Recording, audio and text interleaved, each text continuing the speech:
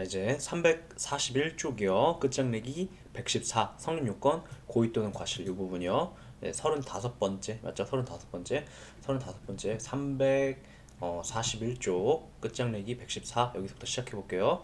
자, 고의 또는 과실도 있어야 국가배상 책임이 성립되죠. 그거에 대한 얘기인데, 자 보시면, 자 동그라미 2번 잠깐 볼게요. 342쪽으로 가셔서 주요 개념 정리요. 다만 이제 여기서 말하는 고의나 과실은 공무원을 선임 감독함에 있어서 국가나 지방자치단체가 갖는 고의나 과실이 아니라, 여기서 요구되는 고의 과실은 뭐냐면 손해발생에 대한 공무원의 고의나 과실. 뭐 예를 들어서 제가 경찰관인데 뭐 신호를 위반해가지고 다음을 치게 됐다, 이런 경우에, 그럴 때 그때 말하는, 그러니까 공무원의 고의나 과실을 얘기하는 거죠. 그거에 대한 얘기다.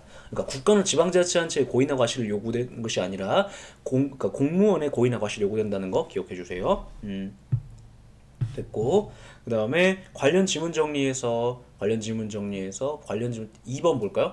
국가배상금은 직무행위로 인한 행정사 손해배상에 대하여 과실 책임을 명시하고 있다. 자, 이렇게 던졌을 때 이게 뭘 물어보는지 포착하셔야 돼요. 자, 보시면 국가배상법은 직무행위로 인한 행정상 손해배상 이런 표현을 쓰고 있는데, 직무행위로 인한 행정상 손해배상이라는 것이 이게 바로 2조 책임을 얘기하는 거예요. 그것이 과실 책임을 명시하고 있냐? 그러니까 이 책임이 성립하기 위해서는 과실이 있어야만 성립된다는 것임을 명시하고 있냐? 라는 얘기하고 있는데, 자 이제 337쪽 가보세요. 조문이 앞에 나왔었는데 지금 너무 안 봤죠? 337쪽이요. 337쪽에 보시면 조문이 있는데, 국가배상법 2조 보면 뭐라고 돼 있어요? 국가나 지방자치단체는 공무원 또는 공무원을 위탁받은 사인이, 이걸 이제 공무원이라고 하는데, 직무를 집행하면서 뭐래요? 고의 또는 과실로 이렇게 말하고 있죠. 그러니까 고의나 과실로 손해를 입혀야만 하지, 과실이 없는데도 손해를 입혔다, 그때는 손해배상 책임을 져야 한다라고 하지 않고 있어요. 그래서 이걸 갖다가 다시 342쪽 가셔서 과실 책임을 명시한다 이렇게 말하고 있는 건데, 342쪽이요 가셔서 2번 지문이요 보시면 그 얘기가 바로 과실 책임이라는 것을 명시하고 있다. 선생님, 과실 책임이 뭐예요? 최소한 최소한 과실이라도 있어야 부담하게 되는 책임을 과실 책임이라고 하고, 그것임을 명시하고 있다. 고의 또는 과실이라는 글자를 쓰고 있냐, 이런 얘기를 표현하고 있는 거예요. 그 다음에 넘기면 그 343쪽 볼까요?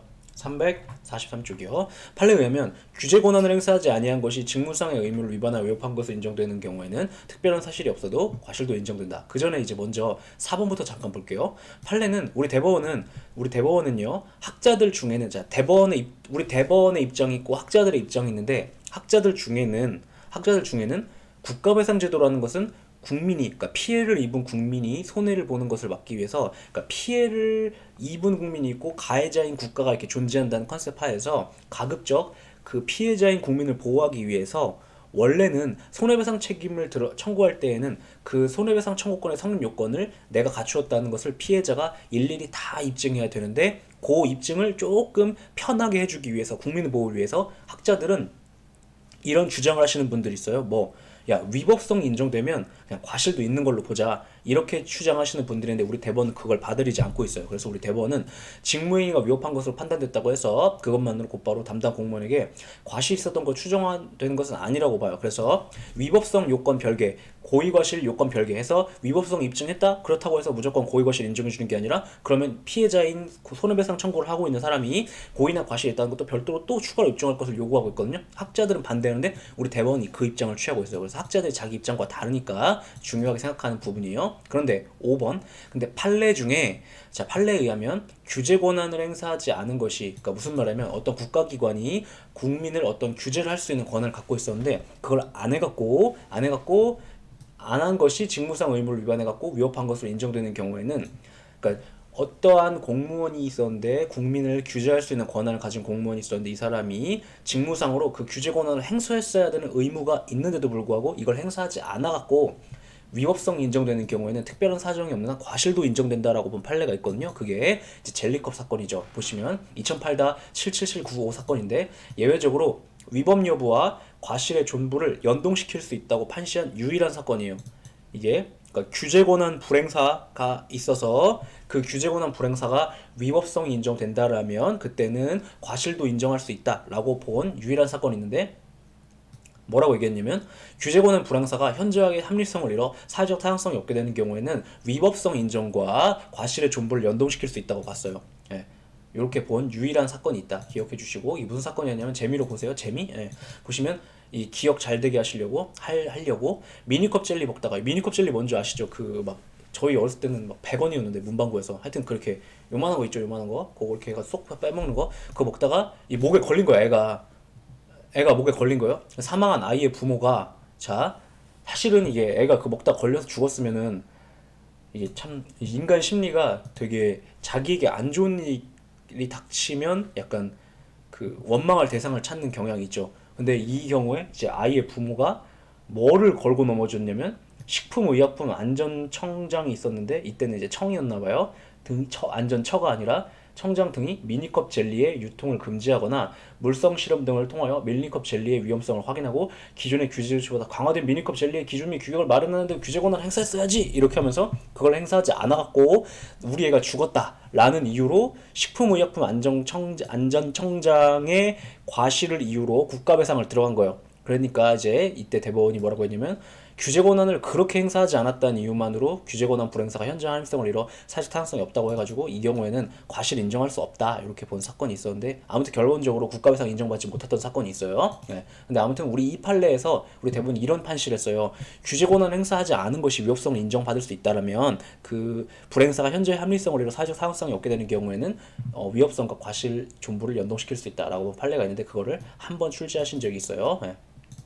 이거는 이제 학자마다 조금 해석의 여지가 있어갖고 지금까지 잘 출제는 안 되는데 요렇게 한 판시도 있긴 있다 기억해 주시고 요걸 갖다가 예를 들어 5-1번 보면 뭐래요? 이렇게 2019년 소방직 간부로 그냥 이렇게 출제 소방직 간부 시험으로 이렇게 나왔죠. 식품의약품 안전청장이 구 식품위생법상의 규제 권한 행사하지 않아 미니컵 젤리가 수입 유통되어 이를 먹던 아동이 실식사였다는 국가에 대한 손해배상 책임을 부담해야 되냐? OX 이렇게 물어봤는데 미니컵 젤리 사건 단타형으로 물어봤죠. 이렇게 물어본 적도 있으니까 기억을 해주세요.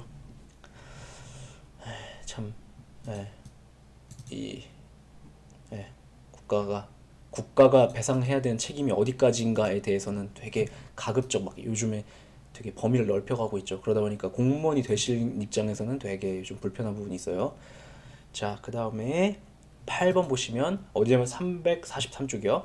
법령의 시행을 위한 행정위법의 제정에 관여한 공무원이 이렇게 있는데 무슨 말이냐면 그 대통령령 사건이에요. 일단 쭉 읽고 해설을 설명해 드릴게요.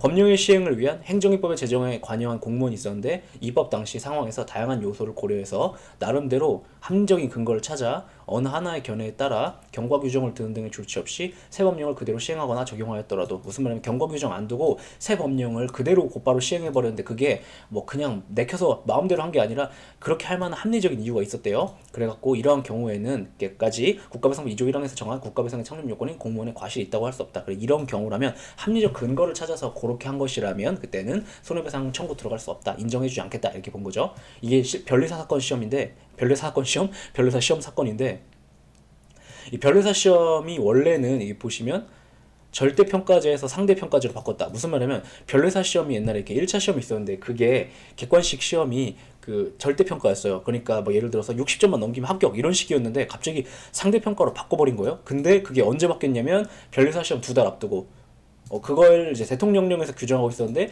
변리사 시험을 2달 앞두고 대통령령을 개정해가지고 상대평가로 바꿔버린 거예요. 그러면 자 상대평가랑 절대평가랑 공부 잘하는 놈은 그냥 되는 건 상관없는데 그게 아니라 그냥 원래 공부하시던 분들은 그냥 열심히 하면 되는 거 아닌가 이렇게 생각하실 수가 있는데 근데 실질적으로 어때요? 절대평가가 상대평가로 바뀌면 훨씬 더 많이 떨어지겠죠. 예. 왜냐면 절대평가는 예를 들어 60점만 넘기면 합격 이렇게 됐었는데 이게 뭐 1등부터 1000등까지 이렇게 바꿔버리면 떨어지는 분이 60점을 넘어도 떨어지는 분이 생길 거 아니에요. 그죠? 그래서 상대평가가 더 어렵다고요.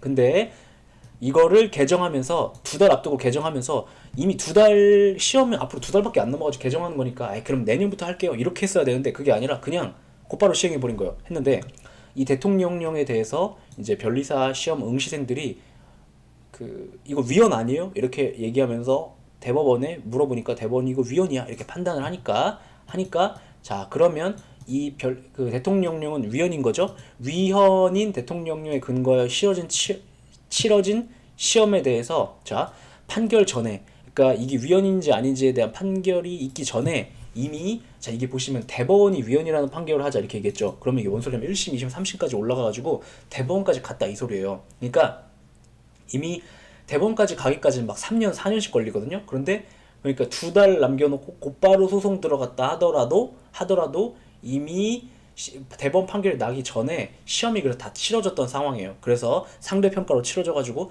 절대 평가로 치러졌더라면 내가 합격했을 사람인데, 근데 상대 평가로 치러지는 바람에 내가 불합격을 했던 사람도 있었거든요. 그래가지고 60점이 넘겼는데, 예를 들어 60점이라고 하면 커트라인이 절대 평가에서 60점을 넘겼는데도 불합격했던 분들이 불합격 처분했다가, 자, 위헌 판결을 하자. 그럼 이 사람들이 이긴 거 아니에요? 그거 말고 이제 추가 합격된 건 맞는데 추가로 더 들어간 거예요. 자, 지금 이 사람들은 뭐에 대해 싸우고 있는 거냐면, 야, 나 합격시켜줘를 가지고 싸운 게 아니라, 국가 니들이 그딴 식으로 곧바로 경과 규정 없이 법을 바꾸는 바람에 내가 정신적인 데미지를 받다 해갖고 합격하게 됐어요. 합격하게 됐는데 그거 말고 별도로 민사소송 제기해가지고 국가배상 들어간 거예요. 그래서 자들이 그 시행령 지정에 관여한 공무원들이 직무상 과실 이유로, 야, 어떤 공무원이 어떤 새끼야 나와, 어떤 새끼가 이렇게 이딴 식으로 만든 거라면서 내가 데미지 입었다 해서 국가배상 들어갔던 거죠. 그랬는데 아니다 이렇게 본 거죠.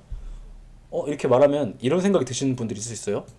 선생님, 대통령령이 바꾸는 거니까 그 공무원 대통령이요? 그러니까 실제로는 이게 막 이제 사무관 이런 사람들이 이렇게 제정한단 말이에요. 그 내용. 대통령이 이런 것까지 일일이 다 할 시간이 없어요. 다만 그 결재를 대통령이 할 뿐이지. 그래서 아무튼 관여한 공무원들의 직무상 과실이 있다. 그래서 들어갔는데 이 경우 과실이 있다고 볼 수 없다. 만약에 관여한 예를 들어 사무관들이 있었는데 그 사무관 3명이 이걸 만들었다고 해봐요. 그럼 사무관들이 변리사 수험생들을 진짜 괴롭히기 위한 목적으로 만들었거나 그런 게 아니잖아. 그래서 이때는 그냥 이 사람들이 약간 어리석었기 때문에 그런 것뿐이다 라고 해서 이때는 과실이 있다고 보지 않겠다 라고 한 사건이 있었는데, 이 사건이 있어요. 그 다음에 10번 보시면 재량권 행사에 관하여 어디냐면 343쪽이요. 계속해서 재량권 행사에 관한 행정청 내부의 일응의 기준을 정해두어 갖고 공무원이 그 기준에 따른 행정처분을 한 경우라면 이에 관여한 공무원이 그 직무상의 과실이 있다고 할 수 없다. 자, 무슨 말이냐면, 자, 행정규칙은 대외적 효력이 없죠. 여기서 보면 행정청 내부의 일응의 기준 이렇게 말하고 있는데 이게 행정규칙을 말하죠. 근데 행정규칙은 대외적 효력이 없죠. 그러니까 행정규칙은 법원과의 관계에서는 법으로서 기능을 하지 못해요. 법으로서 효력이 없어요. 그래서 어떤 공무원이 행정규칙에 따라 행정작용을 했을 때 그거에 대해서 위법한지 여부에 대해 법원에 소송이 걸려 들어가면 판사는 행정규칙에 따랐던 이유만으로 그 행정작용을 혹은 처분을 적법하다고 판단하지 않고요. 행정규칙이 위반했다는 이유만으로 그 행정작용을 혹은 처분을 위법하다고 판단하지 않아요. 별도로 판사가 이제 법령, 그러니까 법으로서 효력을 갖는 다른 관계 규정들을 살펴봐가지고 그걸 기준으로 위법 여부를 판단하는 거죠. 그런데 자, 보시면 행정규칙에 따라 공무원이 어떤 처분을 했나 봐요. 그랬다라면 과실이 있다고 할 수 없다? 자, 착각하시면 안 되는 게, 행정규칙에 따라 처분했다 그러면 나는 적법하다고 보겠다는 얘기를 하고 있는 게 아니에요. 판사가. 나는 그것이 위법한지 적법한지는 별개의 문제니까 별개로 판단해야 되는 건 맞는데 공무원은 행정규칙은 행정조직 내부에서만 효력을 갖는 건데, 공무원의 입장에서는 행정조직 내부에 있는 사람이니까 공무원에 대해서는 그 행정규칙이 효력을 갖는 거죠. 그럼 자, 공무원의 입장에서 생각을 해보자. 그 공무원은 행정규칙에 따라 행동할 수밖에 없지? 그러니까 공무원으로서는 할 수 있는 한 최선을 다한 거야. 예를 들어서 그 행정규칙이 진짜 명백하게 막 법에 어긋나가지고 민간인을 보거든 학살해라 막 이런 게 써있는 게 아닌 한, 상식적으로 그냥 특별히 이상하다고 볼 만한 상황이 아닌 한 행정규칙에 따랐다라면 일단은 과실이 있다고 보지 않겠다라는 얘기를 하고 있는 거예요. 그래서 보시면 해설 보시면 행정규칙에 따라 처분을 한 경우는 원칙적으로 과실이 없다고 보겠다라는 거죠. 이거 위법성 인정 문제랑 별개니까 혼동하시면 안 돼요. 왜냐하면 일선 공무원은 행정규칙에 따를 수밖에 없긴 해. 따라서 공무원의 위법한 처분으로 인한 피해를 입었다 하더라도 그러면, 자, 국민의 입장을 생각해 보세요. 하더라도 만약에 그 처분이 위법했을 경우에 항고소송에서는 이길 수 있는데 국가배상에서는 또 질 수가 있게 되는 이제 차이가 발생하게 되는 거죠. 그죠? 왜냐면 국가배상 청구 소송에서는 위법할 뿐만 아니라 고의과실까지 있어야 되니까. 그죠? 그래서 이런 차이가 발생할 수 있다. 요 판례 때문에 그 점에서 실익이 있다라는 거죠. 됐지요? 그 다음에 넘기면 14번 질문 볼게요. 국가배상 책임에서 공무원의 고의과실에 대한 입증 책임도 원고인 피해자가 부담한다. 원래 다 입증하는 거예요. 네, 피고인 국가 또는 지방자치단체에게 입증 책임이 전환되지 않는다. 무슨 얘기냐면 이게 오선지를 어떻게 깔렸었냐면 그러니까 국민의 피해자의 입증 책임상의 부담을 덜어주기 위해서 입증 책임이 전환된다 이렇게 오선지로 출제했었는데 아니에요. 자, 우리 대법원은 입증 책임 피해자가 부담한다고 봐요. 여전히. 다만 과실 개념을 객관함으로써 피해자 입증 책임을 덜어주고는 있지만 입증 책임의 소재를 전환해갖고 국가가 그러니까 국가가 원래 국민이, 그러니까 피해자가 입증해야 될 것까지 국가나 지방자치단체가 부담해라 이렇게까지 하고 있지는 않아요. 그래서 요거 출제한 적 있으니까 기억을 해주세요. 복습. 자, 혹시나 하는 마음에 과실 개념을 객관화한다? 이게 무슨 말이죠? 과실 개념을 객관화한다. 자, 추상적 과실의 존부로 과실의 존부를 판단하고요. 첫 번째가 과실 개념을 객관화한다는 게 첫 번째 의미고, 두 번째가 뭐죠? 공무원이 누군지, 그러니까 과실을 저지른 것이 공무원이라는 점만 입증이 되면 충분하고, 그 과실을 저지른 공무원이 누군지 특정될 필요까지는 없다라고 해서 과실 개념을 객관화한다 이렇게 표현하고 있죠. 기본 강의 때 배운 거죠. 예, 그렇게 그 방식으로 입증 책임을 덜어주고는 있지만 입증 책임의 소재를 전환하고 있기까지는 하진 않아요. 예, 그 얘기. 그 다음에 18번, 16번인가? 16번. 공무원이 어디냐면 344쪽이요. 공무원이 직무를 집행하면서 고의 또는 과실로 위법하게 타인에게 손해를 가한 때는 국가나 지방자치는 국가배상법상 책임을 지고 국가나 지방자치가 공무원의 선임 감독에 상당한 주의를 한 때에도 그 배상 책임을 면할 수 없다 라고 해가지고 이거 아까 했던 거죠. 예. 이때는 면책되지 않아요. 국가나 지방자치단체는 아무리 최선을 다했어도 면책되지 않는다라는 거, 이게 뭐와 다른 점이에요? 민법에 있는 사용자 책임과 다른 점이죠. 예, 그거까지 기억을 해주세요. 네. 자, 19번 지문 볼게요. 19번 지문. 갑이 A시의 공장을 설립했는데 그 공장이 들어선 이후로 공장 인근에 거주하는 주민들에게 중한 피부 질환과 호흡기 질환이 발생했대요. 이상한 거죠. 지금 막 문제가 있는 거죠, 공장이. 그래서 환경운동 실천 시민단체와 주민들은 역학조사를 실시했고 그 결과에 따라 갑의 공장에서 배출되는 매연물질과 오염물질이 주민들에게 발생한 질환이 원인이라고 판단해가지고 이제 소송 들어가려고 한 상황인가 봐요. 자, 이때 주민들은 규제 권한이 있는 A시장에게 갑의 공장에 대한 개선 조치를 해줄 것을 요청했는데 A시장이 상당한 기간이 지나도록 아무것도 안 하고 있대요. 자, 요걸 전제로 1번. 자, 관계법령에서 A시장에게 일정한 조치를 취해야 될 자기 의무를 규정하고 있지 않더라도 갑의 공장에서 나온 매연물질과 오염물질로 인해 질환을 앓게 된 주민들이 많고 그 정도가 심각하여 주민들의 생명 신체에 가해지는 위험이 절박하고 중대하다고 인정된다면 A시장에 그런 위험을 배제하는 조치를 해야 될 자기 의무를 인정할 수 있냐. 자, 국가배상과 관련해가지고 자, 부작 위로 인하여 국민이 손해를 입은 경우가 있을 수 있을 텐데, 근데 부작 위로 인하여 손해를 입은 경우에도 요건을 구비한다면 손해배상 청구를 해줘요. 손해배상을 해줘요. 그런데 이때 자, 부작위가 있다는 것이 인정되려면 먼저 작위 의무를 인정받아야 되는데, 그 작위 의무는 명문의 규정이 있는 경우에만 작위 의무가 인정되는 것이 아니라 조리상으로도 작위 의무가 해석으로도 인정될 수 있다라고 보죠. 그리고 대표적으로 해석에 의해 작위 의무가 인정될 수 있는 경우가 언제가 있는 거예요? 생명신체에 급박한 위험, 그죠? 그래가지고 여기는 절박이라고 표현했는데 그런 경우는 작위 의무가 인정될 수 있다, 그런 얘기 하는 것이고요. 2번. 자, 이럴 때 개선 조치를 요청한 주민이 A시장이 개선 조치해달라는 행정소송을 하고자 할 때 가능한 쟁송 유형으로 의무이행 심판은 가능하나 이행소송은 허용되지 않는다. 이게 5선지로 깔렸었거든요. 의무이행 심판도 되고 의무이행 소송도 된다 이렇게 말하고 있는데, 이건 뭘 얘기하고 있는 거냐면, 자, 행정청이 있는데 어떠한 행정처분을 해주면 딱 좋은데 안 하고 있어요. 그때 쓸 수 있는 것으로서 행정 심판의 경우에는 의무이행 심판 제도가 만들어져 있는데 행정 소송의 경우에는 의무이행 소송 제도가 안 만들어져 있어가지고, 그죠? 부작 위법 확인 소송을 지금 쓸 수밖에 없는 상황이잖아요. 그리고 우리 대법원은 의무이행 소송 같은 것들은 법전에 규정되어 있지 않은 것이어서 무명 항고 소송이어서 허락하지 않는다고 보고 있고, 그래서 그걸 비판하려는 취지에서 이런 때 의무이행 소송 같은 게 있으면 딱 좋은데 없어가지고 답답한 상황이다, 이걸 말하고 싶어가지고 출제를 한 거예요. 이해되죠? 그 다음에 갑의 공장에서 배출된 물질 때문에 피해를 입은 주민이 A시장의 부작위를 원인으로 국가배상을 청구한 경우 국가배상 책임이 인정되기 위해서는 A시장의 자기 의무 위반 인정될 뿐만 아니라 A시장이 그와 같은 결과를 예견하여 결과를 합하기 위한 조치를 취할 수 있는 가능성까지 인정돼야 한다. 무슨 얘기하고 있는 거냐면, 자, 작위 의무 위반이 있으면 그거는 의무 위반이니까 법에 어긋나는 짓을 한 거거든요. 그래서 이때는 이제 위법성 인정돼요. 부작위로 인한 국가배상 책임과 관련해 가지고. 근데 자, 국가배상 들어가려면 고의 또는 과실도 있어야 되죠. 그런데 고의 또는 과실은 언제 인정되냐면 고의 또는 과실은 언제 인정되냐면 예견 가능성 있고 회피 가능성이 있어야 되는데도 예견하지 못했거나 아니면 회피하지 못했을 때 인정되는 것이기 때문에 그걸 갖다 이제 과실이 인정되려면 이런 것까지 있어야 된다라는 얘기를 이렇게 묶어서 하고 있는 거예요. 그 다음 4번이 조금 출제 오류 가능성이 있는데 이런 얘기예요. 자, 부작위 위법 확인 소송에서 A시장의 부작위가 위법하다고 확인한 인용 판결이 확정되어도 A시장의 부작위를 원인으로 국가배상 청구 소송에서 A시장의 부작위가 고의 또는 과실에 의한 불법 행위를 구성한다는 점이 곧바로 인정되는 것은 아니다. 자, 출제위원은 아까 그 젤리컵 사건이요. 7번이었나? 몇 번이었죠? 7번이었나? 아닌데. 젤리컵 5번이요. 5번을 알지 못하고 출제한 것 같아요.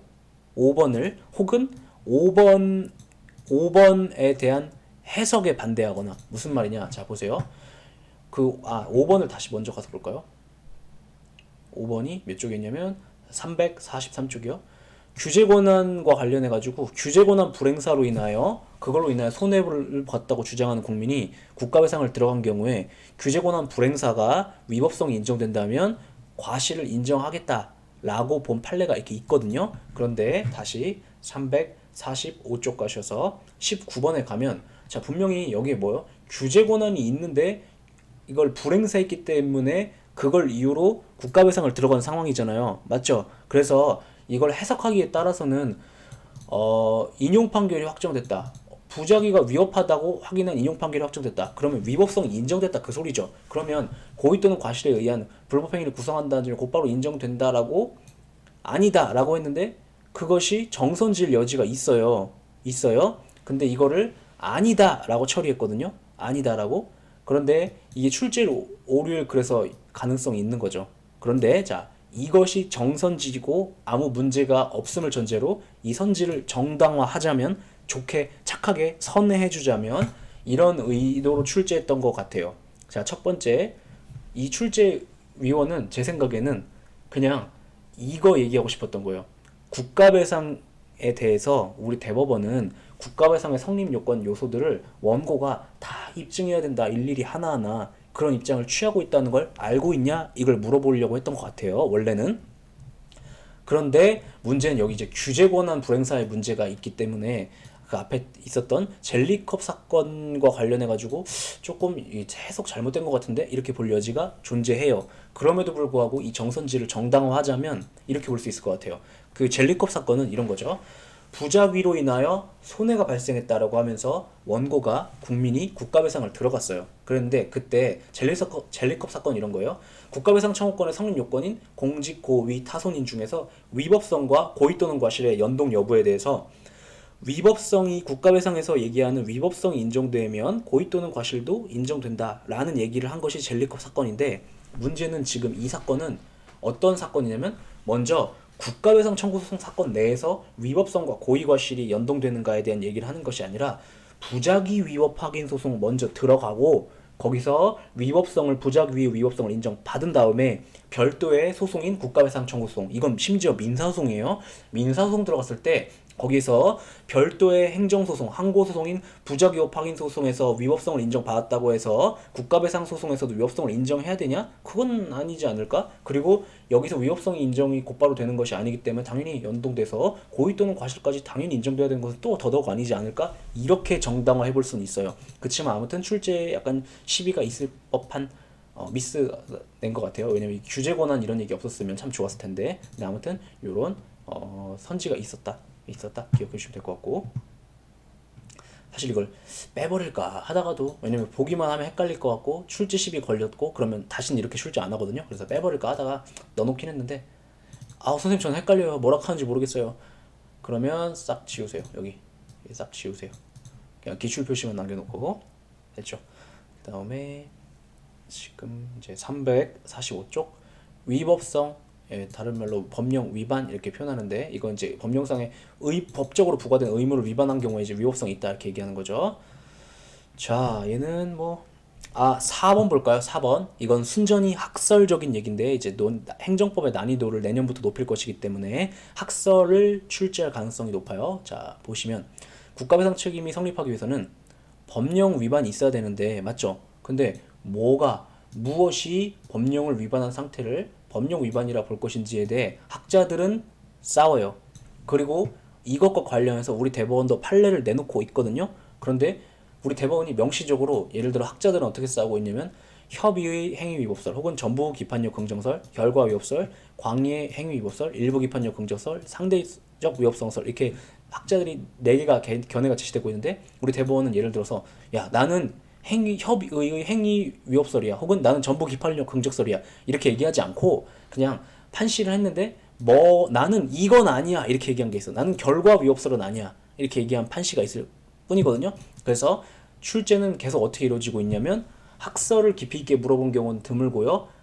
우리 대법원은 결과 위법설이다 이렇게 오선지로 빈출한 상황이에요 지금까지. 그래서 그거에 대한 얘기가 있는데 학설을 들어가 보긴 할게요. 왜냐하면 지금까지 출제가 안 됐다 하더라도 앞으로는 출제가 될 거라고 보기 때문에 학설이. 자, 들어볼게요.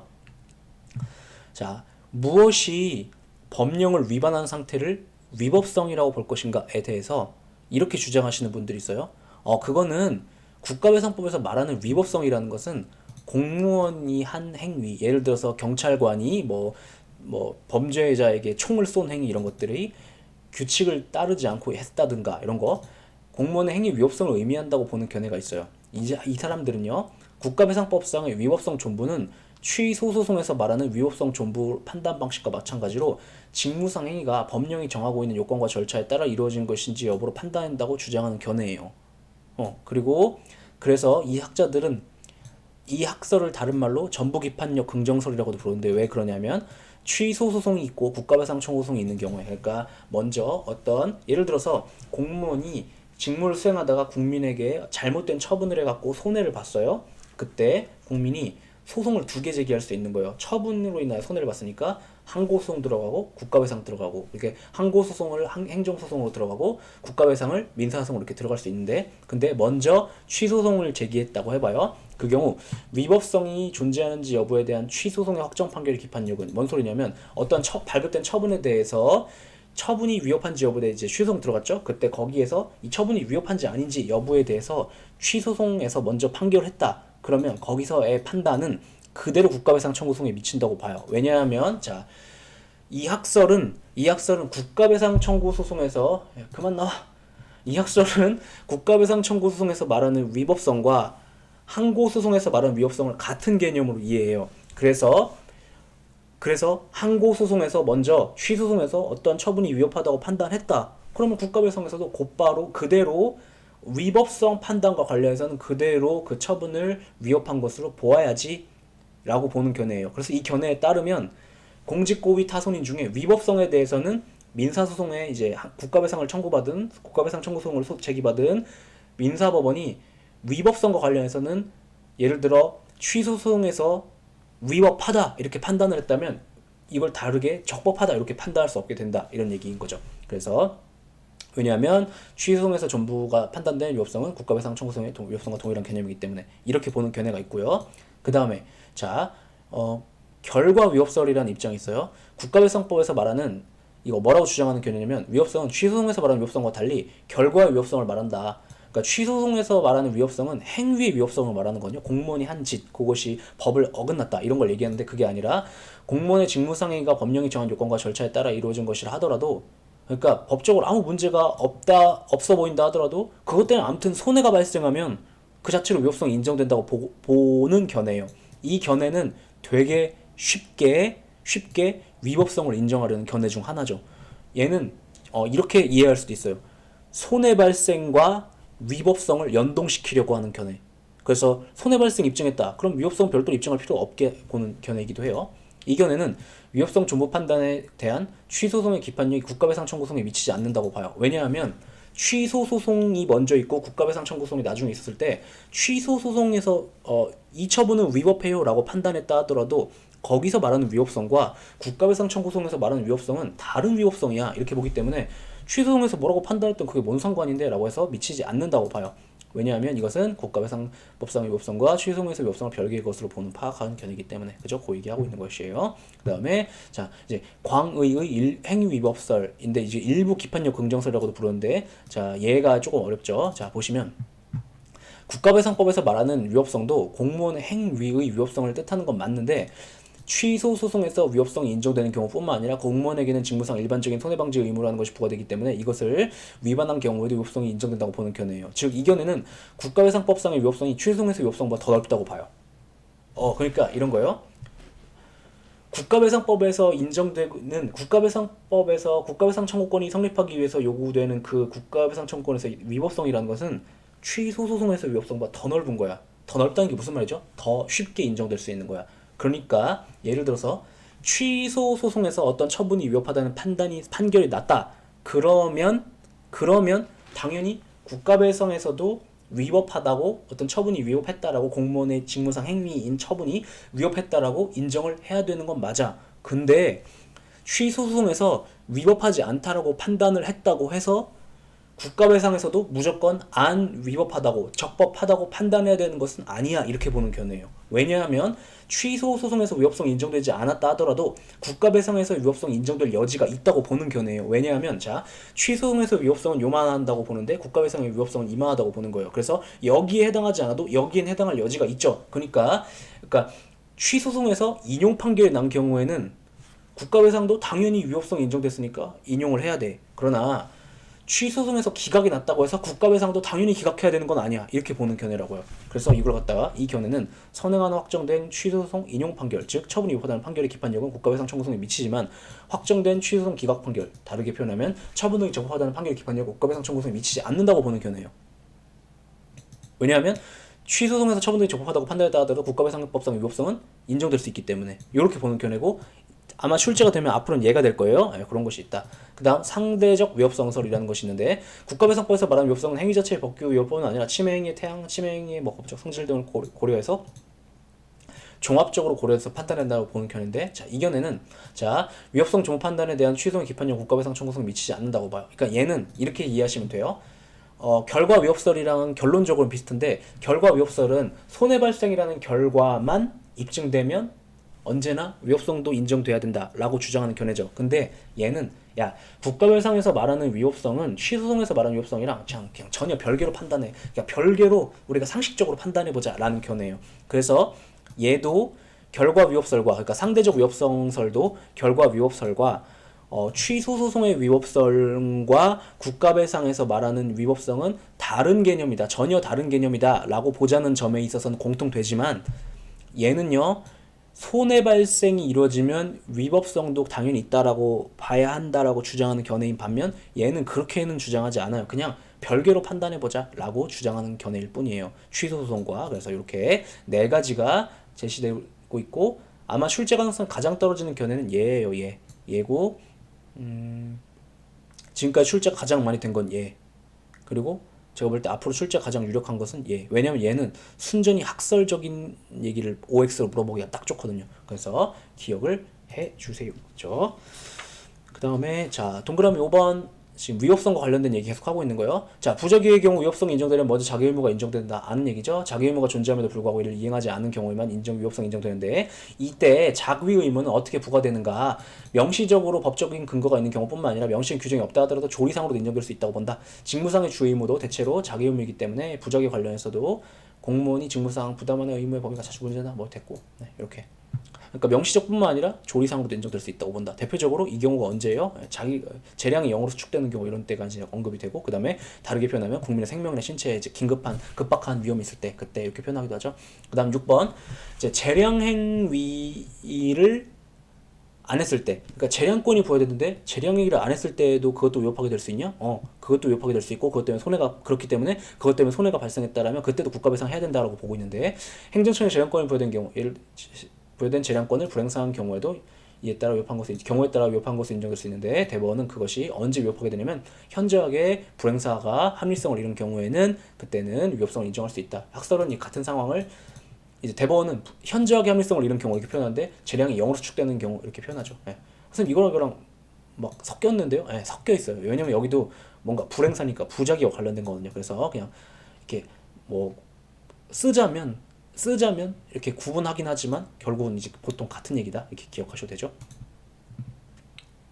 그 다음에 이제 관련 지문 정리 346쪽에 보세요. 자 1번 심판행위로 인한 국가배상에 있어서 위법은 자 무슨 얘기냐면 재판행위로 인하여 심판이 아니라 심을 보고 봐가지고 그래요. 재판행위로 인한 국가배상에서 위법은 판결 자체의 위법이 아니라 법관의 공정한 재판을 위한 직무수행상의 의무의 위반으로서 위법이다. 자 무슨 얘기하고 있는 거냐면 자 재판 적용으로 인하여 피해를 본 국민의 경우에도 국가배상을 들어갈 수가 있기는 있어요. 왜냐하면 그 국가배상법 2조에서 말하는 공무원의 직무상 행위에서 그 공무원의 판사도 들어가거든요. 그리고 판사의 직무상 행위니까 재판행위도 포함되는 거예요. 근데 거기서 국가배상 청구의 원인이 될 수 있는 그 재판행위에서 말하는 그러니까 잠깐 말이 살짝 꼬는데 국가배상 들어가려면 그 경우에 국가배상 들어가려면 재판행위가 위법해야 되죠. 근데 거기서 말하는 위법성이라는 것은 재판행위 위법성이라는 것은 판결의 결론이 혹은 판결의 이유나 판결문에 쓰여 있는데 막 이런 게 잘못됐다 이런 얘기가 아니라 법관이 예를 들어서 피고 말해봐 막 이렇게 반말하고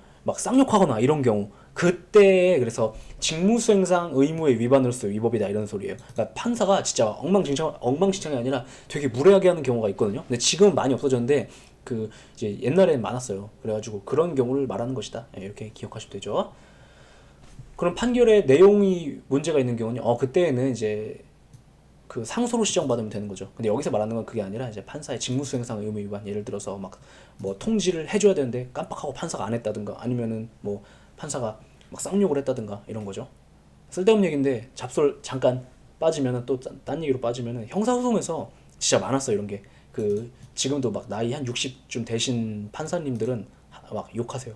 피고인들 막 예를 들어서 막 강간 범죄 저질러 갔다. 야 이 개새끼야 막 이래요. 막 진짜로 법원 가서 그러시는 분들이 있어. 야 네가 인간이냐? 막 이런 거. 근데 사실은 지금은 이제 되게 많이 인터넷도 이제 활성화되고 그래서 안 하시는 경향인데 옛날에는 진짜 그렇게 하셨어요. 옛날 법관들은. 이게 왜 그런 거냐면 이제 약간 권위적이었던 거죠. 옛날에는. 그러나 이제 법적으로 엄밀하게 따지자면 첫 번째 무죄 추정의 원칙이 있죠. 무죄 추정의 원칙이 뭐예요? 판결이 확정되기 전까지는 이 사람은 무죄인 걸로 취급돼야 된다는 거죠. 무죄 추정의 원칙이 있고, 그 다음에 사실은 판사도 공무원이고, 공무원은 국민에 대한 봉사자죠. 그런데 피고인은 국민이잖아요. 맞죠? 그러니까 이 법적으로는 어떻게 따지면이라고 해야 될까? 아니면 법적으로 이게 해서는 안 되는 짓이에요. 근데 이제 그런 짓들을 했을 때 뭐 위자료 청구를 한다든가 이런 거 할 수 있다 이런 얘기죠. 그 다음에 넘어가셔서 되게 웃긴 건 시험에는 하나도 안 나오는 얘기인데 이런 것들이 더 머리에 남죠? 그죠? 그래서는 안 되는데, 그죠?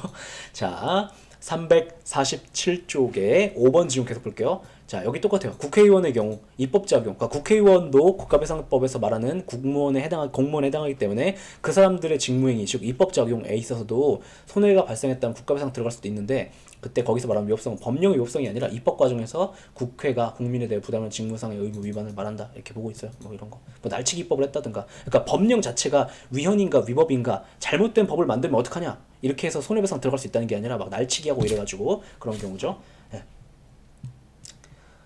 그 다음에 지금까지 제가 알기로는 그 국회의 입법작용으로 인한 국가배상을 인정한 케이스는 없을 거예요 아마. 지금까지는 이제 국가배상을 인정한 케이스는 뭐가 있냐면 안 만 법을 만들어야 되는데 안 만들었다고 국가배상을 인정한 경우는 있는데, 만들었는데 그걸 가지고 문제 삼은 경우는 없었던 것 같아요. 어쨌든 그렇다. 자, 그 다음에 9번 볼게요. 자, 여기서부터가 아까 말씀드렸던 강의했던 학설적인 얘기인데, 자, 대법원은 이렇게 얘기해요. 공무원의 직무집행이 법령에서 정하고 있는 요건과 절차에 따라 이루어진 것이라면 특별한 사정이 없는 한 공무원의 행위는 법령에 적합한 것이고, 그 과정에서 권리가 침해되는 일이 생긴다고 해서 그것만으로 법령 적합성이 곧바로 부정되는 것은 아니다 이렇게 판시하는데, 법령 적합성이 뭐예요? 이거의 반대말이 뭐예요? 위법성이죠. 법령 적합성이 부정됐다 뭐예요? 위법성이 인정된다 그 소리죠. 그럼 이런 얘기죠. 개인의 권리가 침해됐다 뭐예요? 손해가 발생했다 이거죠. 그러니까 이런 얘기하는 거예요. 손해가 발생했다고 해서 곧바로 위법성이 인정되는 것은 아니다 라고 판시한 것만 있어요. 그래서 우리 대법원이 명시적으로 야 나는 위법성의 의미에 대해 결과 위법설은 아니야 라고 해서 딱 결과 위법설은 아니다라는 건 명시적으로 판시했거든요. 근데 나머지는 좀 불분명해요. 그래서 이게 빈출되고 있어요. 기억하세요. 9번. 그 다음 또 자 근데 자 여기 보시면 두 번이나 나왔죠. 그리고 표시는 이렇게 별도로 했지만 사실 세 번 나온 거란 말이에요. 얘 같은 얘기여가지고. 그런데 이거를 인상적으로 보시니까 난 공부 열심히 했어. 그래 대법원은 결과 위법설이 아니야. 그래서 손해가 발생했다고 해서 국가배상이 인정되는 것은 위법성이 인정되는 건 아니야. 이렇게 기억하시니까 문제가 뭐냐면 이거랑 착각하세요. 자 9-2번은 출제된 적도 없는데 제가 깔아드린 거거든요. 뭐냐면 자 오해하면 안 되는 게, 대법원이 결과 위법설을 배척하고 있다는 것은 손해가 발생했다고 해서 위법성이 무조건 인정되는 것은 아니야 이렇게 얘기했다는 거지. 그거지. 국가배상 청구권이 성립하기 위해서 손해가 발생할 필요가 없다고 얘기한 건 아니에요. 맞죠? 여전히 국가배상 책임의 성립 요건은 공직, 고의, 타, 손, 인이로서 맨 끝에 손인이죠. 손해가 발생해야 한다고요. 그러니까 손해가 발생해야만 국가배상 책임이 인정된다고 본다는 건 여전한 거예요. 그러나 뭐가 아니라는 거예요? 손해가 발생했다고 해서 위법성도 언제나 인정이 된다라고 보는 것은 아니다 라는 거. 그러니까 혼동하시면 안 돼요. 그 다음에 10번도 얘도 이제 우리 대법원이 결과 위협서를 배척하고 있다, 배제하고 있다라는 것을 사례로서 단적으로 드러낸 건데 이런 사건이 있었어요. 경찰관이 이제 도주하는 차량, 교통법규 위반하고 도주하는 차량을 순찰차로 추적하다가 과속이었나 봐요. 그 도주 차량의 주행에 의해 제3자가 손해를 입었다. 그러니까 무슨 말이냐면 도주 차량의 주행에 의해 제3자가 손해를 입었다. 도망가다가 막 도망가니까 가다가 길 좁으니까 막 남의 차를 막 들이받고 간 거예요. 그럼 이렇게 생각할 수 있어요. 야, 경찰관 니네가 안 쫓아갔으면 이런 손해 안 발생했을 거 아니냐. 그러니까 국가배상해. 그러니까 우리 대법원이 뭐라고 한 거냐면 야, 그럼 공무원이 거기서 경찰이 쫓아가지 말아야 되냐? 이렇게 얘기하면서 야, 니네가 손해가 발생했다고 해서 위협사 그 경찰관들이 잘못했다고 볼 수는 없다. 법에 어긋나는 짓을 했다고 볼 수는 없다. 그래서 위협성 인정할 수 없다. 이렇게 본 판례가 있으니까 기억을 해주세요. 됐죠? 그 다음에 이제 어디 볼 차례냐? 348쪽이요. 잠깐 물 좀 마실게요. 348쪽이요. 13번에 보시면 검사가 이것은 이제 검사의 직무상 행위로 인하여 국민이 피해를 본 경우에 그때 국가에 대해 손해배상 책임을 들어가는 경우에 대한 지문이에요. 검사가 공판 과정에서 피고인의 무죄를 입증할 수 있는 결정적인 증거를 입수했는데 그걸 숨긴 거예요. 왜? 이 새끼 유죄 만들고 싶으니까. 그랬을 때 그래서 법원에 제출하지 않아갖고 유죄 판결을 받았다면 나중에 이게 밝혀진 거죠. 검사가 숨겼다는 게. 그러면 국가배상 들어갈 수 있다. 선생님 근데 왜 검사한테 안 들어가 국가배상 들어가요? 그러니까 검사한테도 자 검사가 고의 또는 중과실이 있었다면 검사를 상대로 민법 750조에 근거해서 손해배상 청구 들어갈 수 있어요. 근데 그거 말고 지금 우리 뭐 배우는 거냐면 민법 750조 상의 손해배상 청구를 들어갔을 때 법리에 대한 걸 배우고 있는 게 아니라 국가배상법 2조 책임과 관련된 법리를 배우고 있는 거잖아요. 그래서 이때 들어갈 수 있다 이렇게 얘기한 거예요. 당연히 검사한테도 들어갈 수 있고 국가한테도 들어갈 수 있고 둘 중에 돈 더 잘 받을 수 있는 곳에 들어가는 거죠. 이거 조금 얘기해 드릴까요? 무슨 사건인가? 이게 실제로 무슨 사건이 있었냐면 어떤 여성 피해자가 있었어요. 강간을 당했어요. 그런데 이 여성 피해자가 예를 들어 갑이라는 사람이 나를 강간했다라고 피의자로 이렇게 지목을 한 거예요. 그래서 검사가 얘를 이제 기소한 거죠. 소송 들어갔는데 검사가 소송 막 이제 판사 앞에서 판사님 얘가 예를 들어 A를 강간했어요. 막 이렇게 하면서 얘는 그러니까 유죄 판결 받아야 돼요. 이렇게 해가지고 했는데 소송 진행 중에 무슨 일이 있었냐면 국과수에서 그 여성 피해자의 팬티에서 이 지금 피고인으로 지목되는 사람의 정액이 아닌 다른 남자의 정액이 검출됐다라고 그 뭐죠? 감정 결과가 나왔는데 검사가 알고도 그냥 그걸 숨겼어요. 그래서 실제로 유죄 판결을 받았던 사건이거든요. 그래가지고 국가배상 들어갔던 사건인데 아무튼 그렇다면 국가배상 인정할 수 있다. 이렇게 본 판례. 여기 보면 암 이렇게 되어 있죠. 제가 말씀드린 것처럼 이렇게 좀 개별 판례 사건들 단타형으로 암기해 주셔야 되는 것들 이런 것들 암이라고 표시했으니까 기억을 해주세요. 그 다음에 넘기면 349쪽이죠. 349쪽에 맨 위에 판례 18번이요. 경찰관이 농민들의 시위를 진압하고 나서 시위 과정에서 도로상에 방치된 트랙터 한 대에 대해서 이거를 도로에 밖으로 옮기거나 후방에 안전 표지판을 설치하는 것 같은 위험 발생 방지 조치를 취하지 않고 그대로 놔둬가지고 그래서 무슨 일이 발생했냐면 야간에 교통 그 도로를 진행하던 자동차 운전자가 이걸 못 보고 트랙터에 부딪혀 다쳤어요. 그때 국가배상 인정했어요. 왜냐면 야 경찰 니네가 치웠어야지 이렇게 본 거죠. 그래서 보시면 경찰과 직무집행법에서 인명 또는 신체에 위해를 미치거나 재산상에 중대한 손해를 끼칠 우려가 있는 위험한 상태가 있을 때에는 경찰관에게 각종 조치 권한을 부여하고 있었는데 예를 들어 트랙터를 치운다든가 할 수 있다라고 했는데 그걸 안 했다. 그러면 지금 재량행위로서 권한이 부여되는데 그걸 불행사했다. 그래서 손해가 발생했다. 그때 국가배상 들어갈 수 있을까?에 대해서 뭐라고 한 거냐면 그렇다. 만약에 이런 위험이 있는 상황이라면 너는 자기 의무를 부과받아서 해야지 이렇게 본 거죠. 그래서 손해배상 인정한 사건 됐죠. 그러니까 여기 보시면 권한이 부여됐는데도 의무가 인정된다고 보아가지고 손해배상을 인정한 사건인 것이죠. 그 다음에 뭐 얘네들은 그냥 혼자 보세요. 성폭력 이런 건데 단타형으로 기억하면 돼요. 딱 보시고 결론 딱 기억하고 그리고 자기가 주체적으로 예를 들어서 공개또는 누설했다. 에이 경찰관이 그러면 안 되지. 이렇게 속으로 그냥 기억하시고 시험장 단타형으로 국가배상 지냐 안 지냐 요것만 찍어낼 수 있으면 충분하니까 뭐 예를 들어 19번 이런 거 그렇게 풀어내시면 돼요. 그다음에 23번 볼까요? 자 얘가 소방직 간부로 나왔는데 19년에 근데 올해 또 나왔어요. 그래서 요걸 보면서 느낀 게 뭐냐면 이 판례가 2011년 경찰 1차에 나오고 지금까지 그러니까 이게 최초의 출제였고 지금까지 단 한 번도 출제가 된 적이 없다가 19년에 소방직 간부로 나오니까 20년에 바로 나왔죠. 그래서 소방직도 작년 기출을 그 재활용하고 있구나 이런 거 알 수 있죠. 그래서 소방직 간부 준비하시는 분도 많으시죠? 그런 분들 요것도 이렇게 봐주세요. 자, 그런데 어쨌든 뭐 됐고 이거 들어가 볼게요. 시청 소속 공무원이 시장을 이제 대단하시죠? 시청 소속 공무원이 시장을 신고했어요. 그랬는데 이제 시장이 야 너 딴 데로 가 이렇게 한 거죠. 전보 조치했는데 뭐 예를 들어 안 좋은 부서로 가라고 했나 봐요. 그러니까 뭐 한 거냐면 국가배상 들어갔어요. 대단하시죠? 다시 제가 시청 공무원이에요. 근데 우리 시장이 이 새끼가 부패를 한 것 같아요. 그래서 신고했는데 시장이 나에 대한 보복으로 이제 전보를 한 거죠. 그래서 국가배상 들어갔어요. 근데 자 결론 국가배상 인정 안 됐어요. 자 문제가 됐던 게 뭐냐면 그 전보 조치의 위법성인데 그 전 인사 전보 조치가 사회통념상 용인될 수 없을 정도로 객관적 상당성을 결여한 것이고 단정할 수는 없다. 그러니까 야 전보는 원래 이제 공무원이 이런 직무들 다양한 직무들 뭐 도시과 아니면 뭐 교통과 막 이렇게 환경과 뭐 위생과 이렇게 맡을 텐데 근데 직무가 부적절하다고 보면 바꿀 수도 있거든요.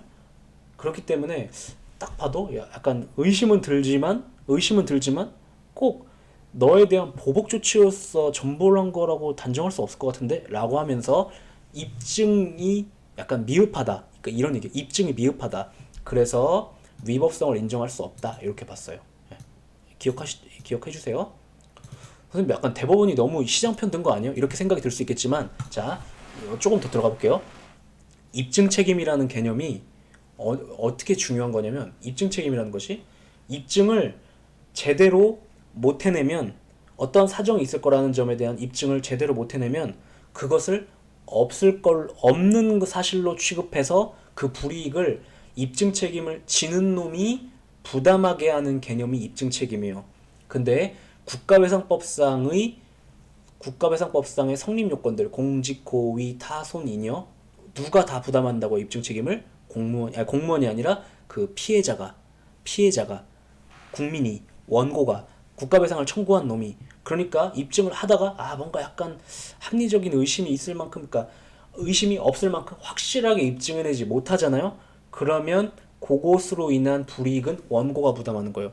그것으로 인한 불이익을 원고가 부담한다는 게 무슨 말이에요? 국가배상 청구권이 성립하지 않은 것으로 취급한다라는 거죠. 그래서 입증이 미흡했다. 그러니까 단정할 수 없다. 단정할 수 없으면 그러면 이렇게 상식적으로는 글자만 봐서는 이렇게 생각할 수 있죠. 단정할 수 없으면 그거는 그렇다고 해서 그 반대로 시장이 그러면 보복의 의사가 아닌 거라고 단정할 수도 없는 거 아니에요? 이렇게 생각할 수 있지만 단정할 수 없다라면 입증이 확실하게 안 됐다는 것이므로 입증 책임을 지는 놈이 불이익을 가져가는 거예요. 그래서 여기서는 원고가 누구예요? 공무원이었죠. 그러니까 이때는 입증 안 돼. 그랬으니까 국가배상 인정 안 한다 이렇게 얘기한 거죠. 됐죠?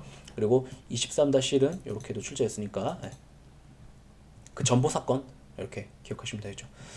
그 다음에 자 24번 보시면 24번 인감증명 사무를 처리하는 공무원은 인감증명이 타인과의 권리 의무에 관계되는 일에 사용될 것을 예상하여 그 발급된 인감증명으로 인한 부정행위 발생을 방지할 직무상 의무가 있다. 자 해설을 보시면 인감증명 사무를 처리하는 공무원의 직무상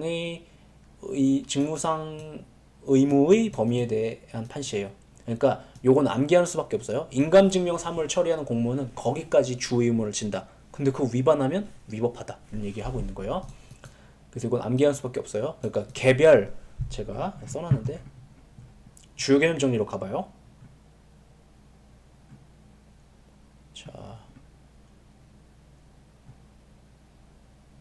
자 주요 개념 정리 1번이요. 국가배상법 2조의 책임은 어디냐면 지금 345쪽이요. 주요 개념 정리 1번이요. 국가배상법 2조의 책임은 공무원의 직무를 집행하면서 법령상 의무를 위반한 경우 성립하는데 이를 두고 공무원의 직무행위 또는 직무 관련 행위에 위법성이 있어야 한다라고 표현해요.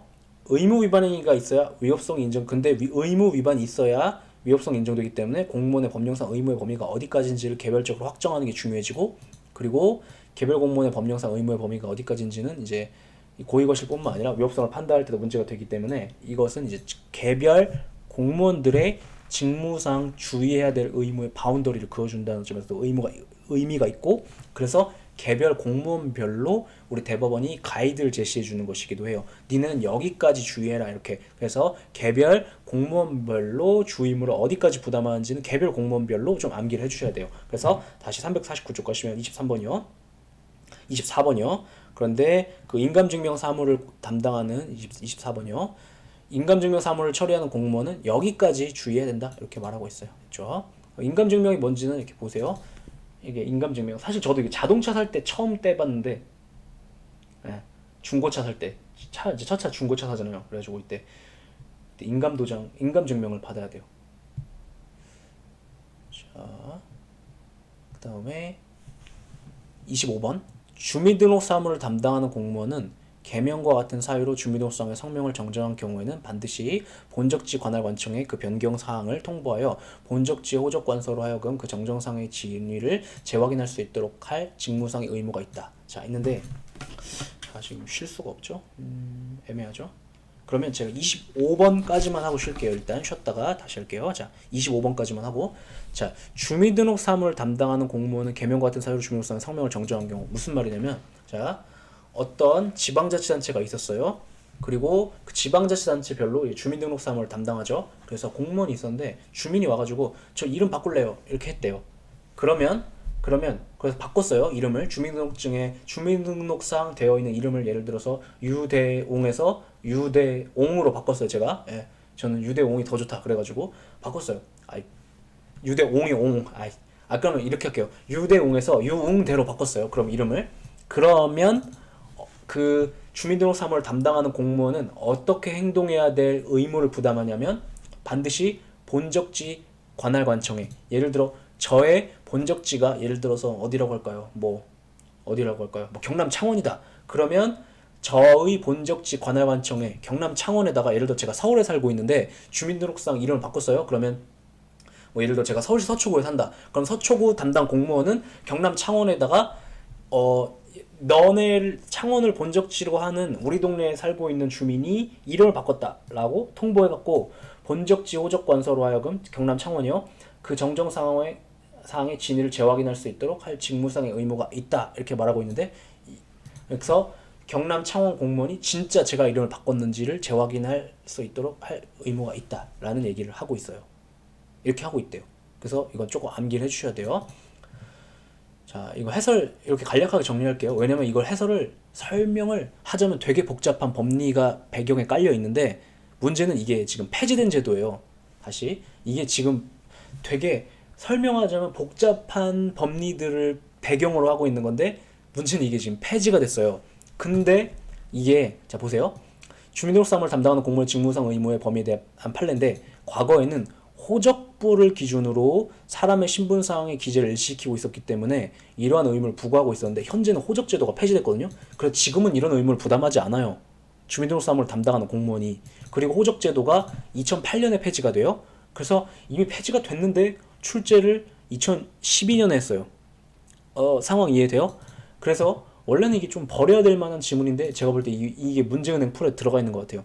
그러면 출제위원들이 성의 없으면 그냥 출제할 수 있거든요. 그래서 깊이 있게 들어가실 필요는 없고 그냥 주민등록 사무를 담당하는 공무원 본적지에 알려야 될 의무 있음, 이름 바꿨을 때 막 그냥 이렇게 단타형으로 기억해 주시라고요. 했죠? 설명하자면 되게 어려워요. 근데 아무튼 옛날에는 그런 법리가 있었는데 지금은 없다고 봤지만 폐지됐지만 출제했다. 그러니까 그냥 그렇게 단타형으로 기억하자. 심플하게 에너지 쏠 필요 없어요. 그렇게 기억하시다. 됐죠? 그 다음에 이제 26번이 있는데 26번은 쉬었다가 들어갈게요.